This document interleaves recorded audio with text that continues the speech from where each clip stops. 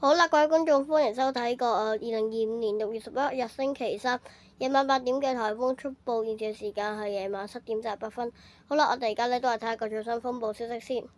與蝴蝶相關嘅狂風驟雨正係香港，正係喺度影響緊廣東沿岸，同時咧蝴蝶就喺度整合中嘅，同埋咧佢嘅廣闊環流與中國東南沿岸嘅高壓脊共同影響底下咧。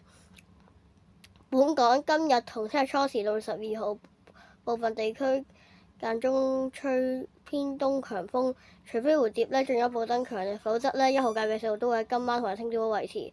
按照現時嘅預測路徑雖然星期五初時嘅風力都會減弱啦，但係本港都會開始漸轉吹南風。但係間中都會有狂風大驟雨，普遍嘅地區都會吹強風。天文台就要視乎蝴蝶屆時嘅強度與本港嘅風力變化，考慮是否需要星期五發個3號強風信號啦。同埋海有湧浪，市民請離開岸邊及停止所有嘅水上活動。好啦，我哋講咗咁耐嘢我哋就嚟睇下個風暴路徑啦。熱帶風暴蝴蝶夜晚7點就係呢度啦。好啦，咁我哋而家就係睇下個路徑概率預測預報圖。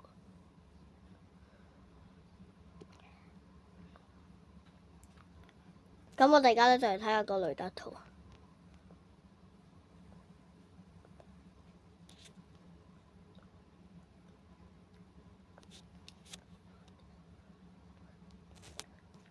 好啦，咁大家我哋夜晚8點嘅颱風速報就到呢度就係咁先啦。拜。